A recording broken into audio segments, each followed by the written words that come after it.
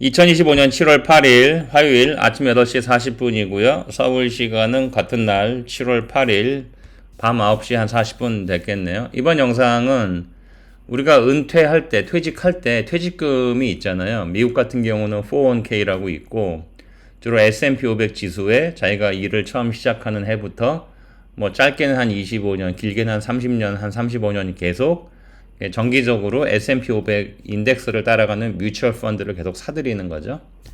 그래서 어떤 사람은 한 3, 40년 근무 후에 자기 401k, 즉 은퇴 자금이, 그러니까 우리 한국식으로 말하면 퇴직금이지, 그게 뭐 많은 경우 한 2, 300만 불 돼 있는 경우도 있고, 어떤 사람은 한 100만 불, 어떤 사람은 뭐 한 3, 40만 불밖에 안 되는 경우도 있고. 중요한 건 뭐냐면 우리가 나이 60에 은퇴했다고, 회사에서 나왔다고 쳤을 때 우리가 401k, 즉 퇴직금이 지금 우리가 뭐 100만 불이 있다고, 10억이 있다고 했을 때 몇 프로씩 계속 매년 거기서 뺐으면, 즉 일부 주식을 팔아서 생활비로 쓰는 거죠. 그럼 몇 프로씩 팔면은 우리가 몇 년간 편하게 살 수 있냐. 저는 한 30년으로 봤어요. 우리가 60에 은퇴해서 90까지 살아야 된다. 그때 살아가기 위해서는 따로 수입이 없다고 했을 때 그 퇴직금, 미국 같은 경우는 401k, 그걸로 살아가야 된다. 그걸 한번 시뮬레이션을 해본 거예요. 근데 시뮬레이션은 가상의 데이터를 가지고 하는 건데 저는 실제 데이터를 가지고 한 거니까 시뮬레이션은 아니고 실제 사례죠.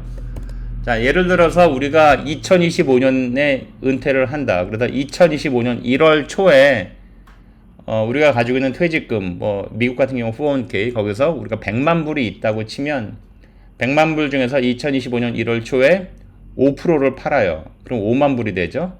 그러면 그 5만 불 가지고 2025년 12월 말까지 생활비로 쓰는 거죠. 그리고 2026년 1월 달에 또 5만 불을 처음에 뺐으니까 95만 불이 돼 있는데 95만 불이 계속 이제 1년 동안에 성장을 할 수도 있고 내려갈 수도 있죠.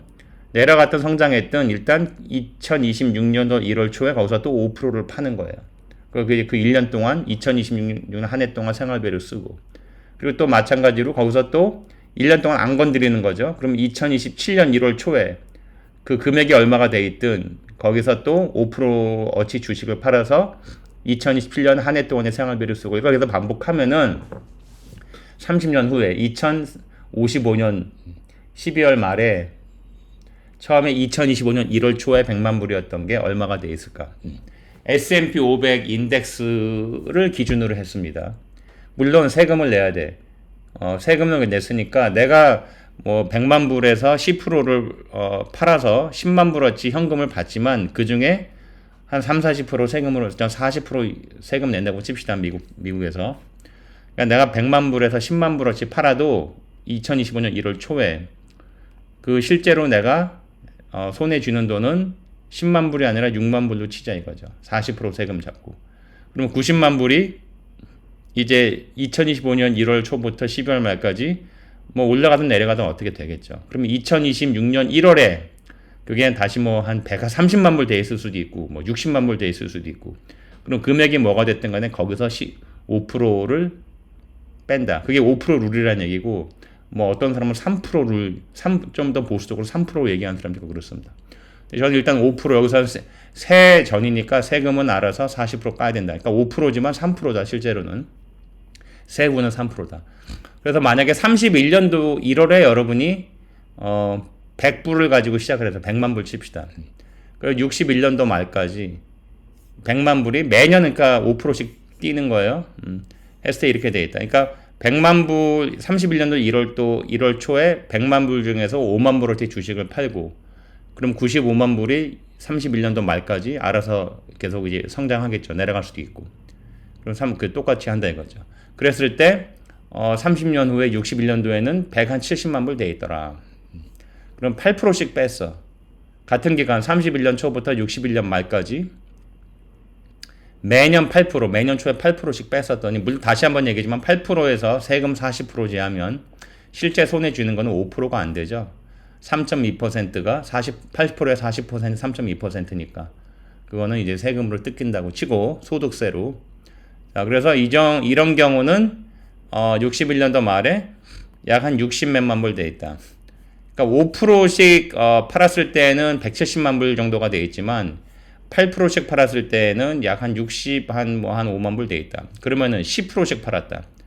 10%씩 팔았다. 그러면 40% 세금 떼면은 실제 내가 손해 지는 거는 10%가 아닌 6%죠. 그랬을 때 61년 말에는 30몇만 불로 내려가 있다. 많이 뺐을 만큼 이제 이 주식이 포트폴리오가 성장을 못 하는 거죠. 그만큼 많이 뺐으니까. 그리고 14% 뺐다. 14% 빼면은 이 중에 40% 세금 치면은 5.6%가 소득세니까 14 빼기 5.6 하면은 8.4%죠. 그러니까 내가 100만 불이 있는데 31년 초에 100만 불 중에서 14만 불어치 주식을 팔았어. 그러면 실제 내가 손해 지는 거는 9만 불이 안 된다.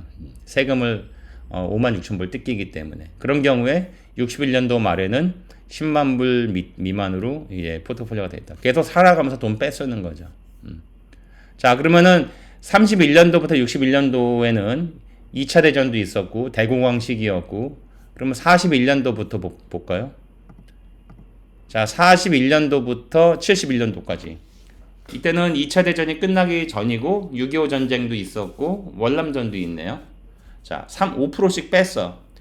그러면은 41년도부터 71년도까지 30년 동안에 30년 후에는 5%씩 빼먹었더니 230만 불 돼 있다. 괜찮죠? 5%만 뺐어도 자기 원금이 깎이는 게 아니라 원금이 계속 늘어난다.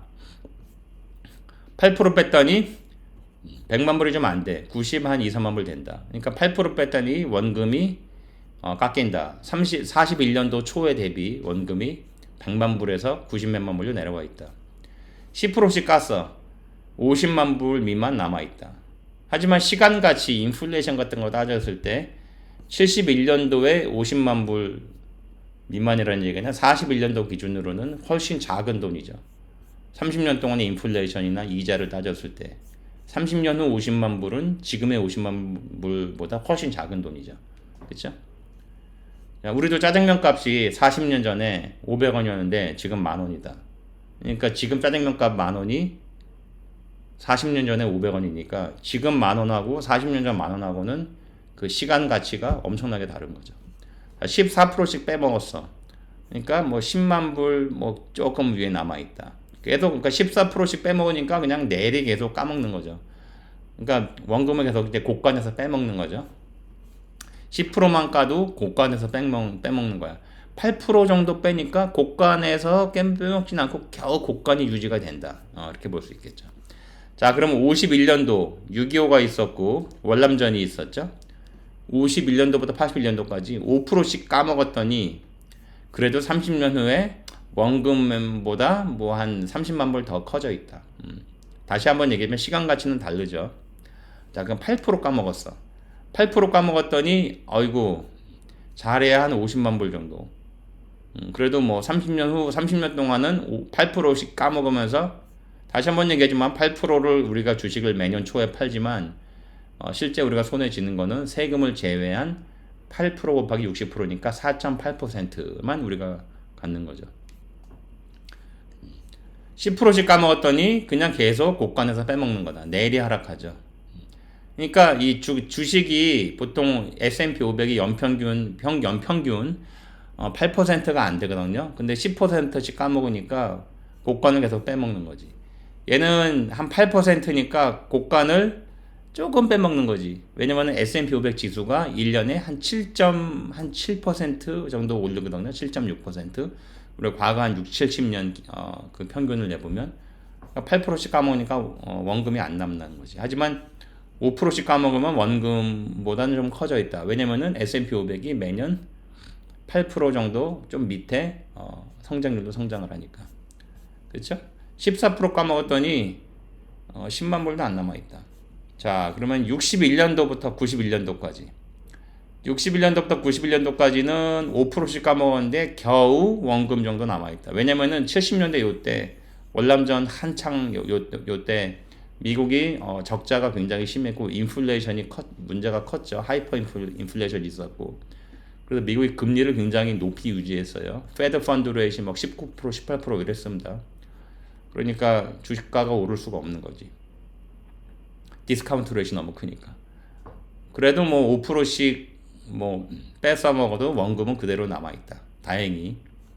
자, 그러면 8%씩 빼먹었더니 원금을 많이 까먹어서 100만 불이 40만 불 돼 있다. 61년도 초에 100만 불이 91년도 말에 40만 불 돼 있다. 왜냐면은 이때는 아까 얘기했듯이 금리가 되게 높았기 때문에 S&P 500이 8% 정도 성장을 못했어요. 그러니까 원금이 까먹히지. 10% 했더니 겨우 20만 불 남아있다. 14% 까먹었더니 10만 불도 안 된다. 계속 그냥 뺏은 거지, 고관에서. 자, 71년도부터 2001년도까지 봅시다. 5%씩 빼먹었더니, 자, 71년도, 그리고 특히 80년대 이후는 전반적으로 대세가 금리가 내려가는 대세예요. 금리가 80년 초부터 2022년도 초까지 40년 동안 이 다운 트렌드입니다. 금리가 내려오는 추세야. 그러니까 5%씩 뺐었더니 30년 후에 오히려 원금보다 거의 3배 올라 있다. 왜냐면 저금리 추세였으니까. 자, 8%씩 뺐어. 8%씩 뺐어도 원금보다 좀 올라 있다. 왜냐면 특히 90년대 이후에 저금리가 되고 하면서부터 이제 주가가 많이 증시가 좀 많이 올랐죠.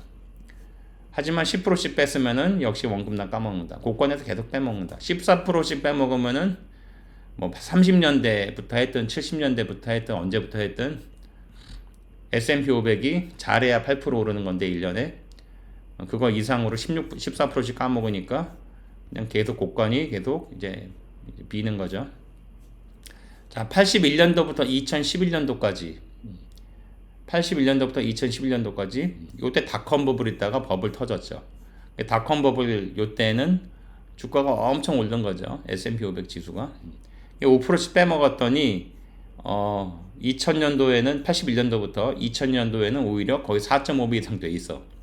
하지만 닷컴 버블 터지고 나면서 이제 많이 꼬꾸라졌다 해도 그래도 S&P 500 지수가 연평균 7.67%씩 올라주는데 5%씩 까먹으니까 이 버블 버스트 때, 버블 터졌을 때 주가가 많이 폭락했어도 그래도 원금보다 2배 이상 돼 있다. 5%씩 빼먹으면 8% 빼먹으니까 원금보다 좀 밑에 있다. 왜냐면 S&P 500 지수가 8% 밑으로 성장하니까 연평균. 10% 50도 안 남고 한 40, 한 4, 5 정도 남아있다. 14% 까먹었더니 뭐 한 10 정도? 100만 불이 한 10만 불 돼 있나? 이 정도 돼 있다. 그러니까 아무리 저금리 시대고 뭐 시장이 화랑이고 해도 시장 그 성장률보다 많이 빼먹으면 뭐 원금은 까먹는 거죠. 고가는 빌 수밖에 없는 거다. 자, 91년도부터 볼까요? 91년도부터 2021년도까지 그때 닷컴 버블이 있었죠. 2008년도 그때 리만 브라더스 파산하고 서프라임 모기지 크라이시스에 있었죠.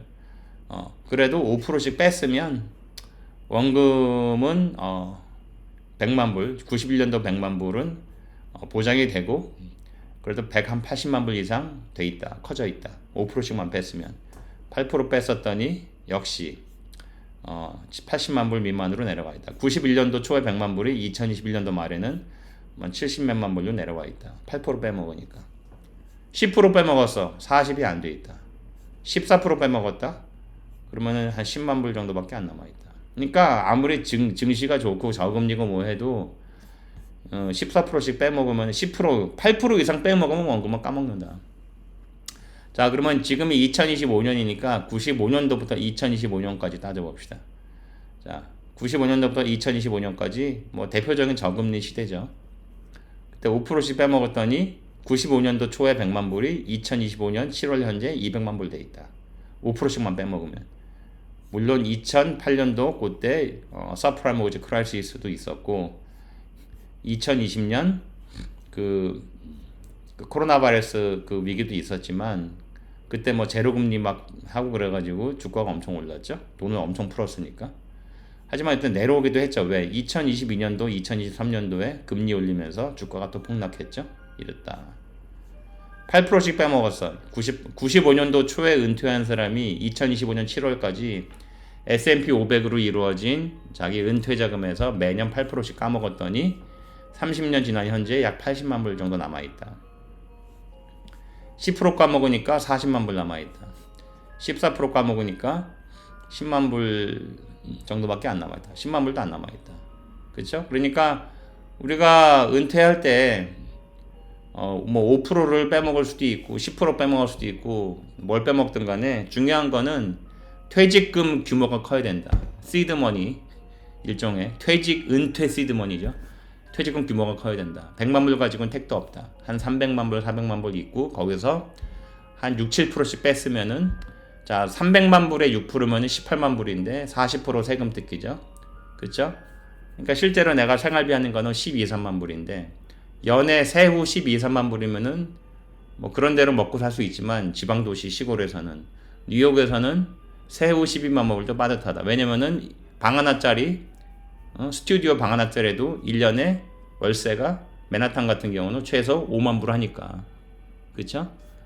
그러니까 은퇴할 때 한 한국 돈으로 3, 40억 한국 같은 경우 미국 같은 경우는 한 300만 불 정도 있다면은 거기서 한 6, 7%씩 빼먹으면은 30년 후에도 그 300만 불 아니면 3, 40억이 제자리에 가 있을 경우가 역사적으로 크다는 게 증명이 되어 있다. 자, 이번 영상이 여러분들에게 어떤 은퇴 준비, 노후 준비, 그리고 얼마가 필요한지 이것에 대한 어떤 인사이트를 주었으면은 구독, 좋아요, 알림, 그리고 널리 알려주시고, 제가 영어로도 하나 만들 건데, 뭐, 그냥 한국말 읽으면 충분하고, 영어는 뭐, 또 여기 어떤 사람이, 뭐, 외국인 같은데, 미국 사람 같은데, 너는 왜 뉴욕에서 유튜브 하면서 왜 한국말로 만든 비디오 올리냐? 뭐, 누가 또 그런 댓글을 썼길래, 가끔 영어도 한두 개 올립니다. 자, 이번 영상이 좀 재미가 있었길 바라고요. 자, 돈 많이 버세요. 감사합니다.